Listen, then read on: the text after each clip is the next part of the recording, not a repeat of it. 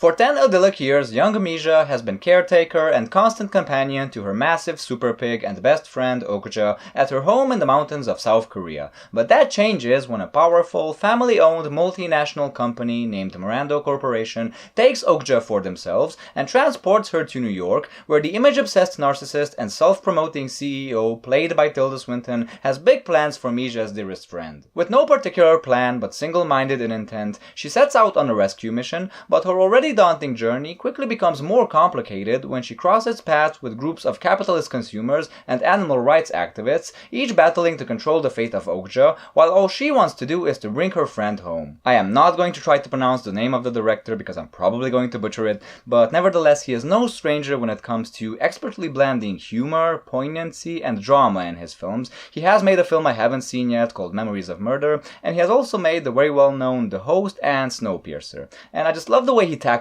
genre films, you know what I mean? The Host was this sort of monster movie, while Snowpiercer was this sort of like dystopian science fiction thing. In the case of his newest film, Okja, this is actually an action-adventure film that sort of belongs in the subgenre I myself personally like to call a kid with an animal subgenre. Now, these sort of movies are not usually my cup of tea. I mean, I'm a huge animal lover, I love animals, but I don't really like these movies all that often. There are exceptions, like there was White God, for example, which I thought took some pretty clever and pretty risky and pretty dark twists and turns and turned into something quite unique.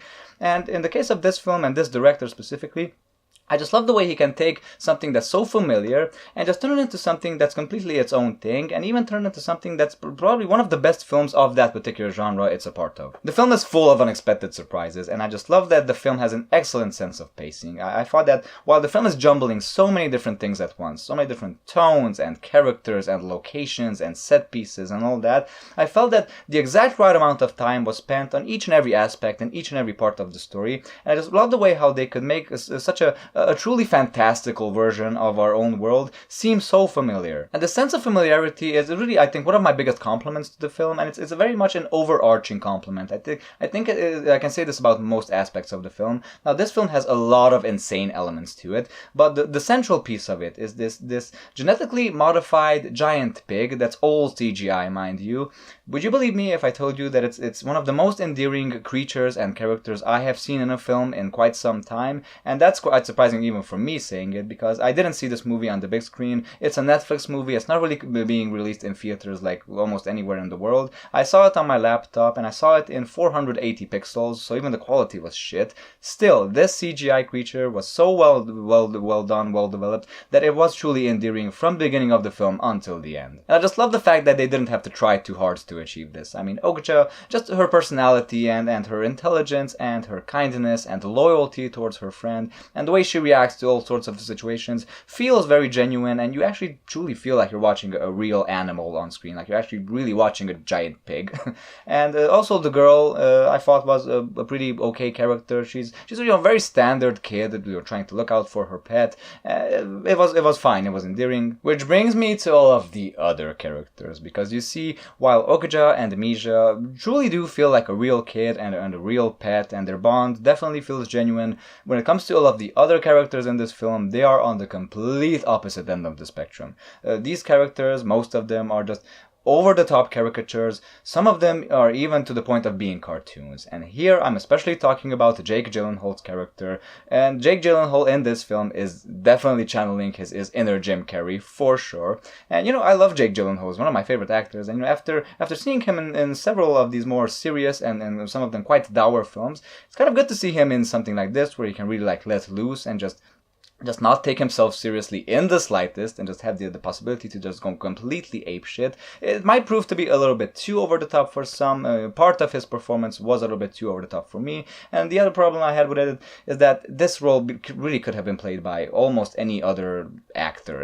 Any other actor who has at least a minimum amount of comedic chops. Someone like Jim Carrey or someone similar. Tilda Swinton, as usual, is weird as fuck in this film. And she is also very cartoonish, especially in her mannerisms and in her way of speaking. She feels a little bit more toned down than Jake Gyllenhaal's character, but not by much, and it's actually revealed ultimately that she is playing twin sisters in this film, for reasons I really didn't thought was all that necessary, or really didn't thought was all that explained, but whatever. What is it with Tilda Swinton playing twin sisters anyway? I mean, she did it in Hail Caesar as well. I get it, she's a great actress, but please come up with something new for her to do.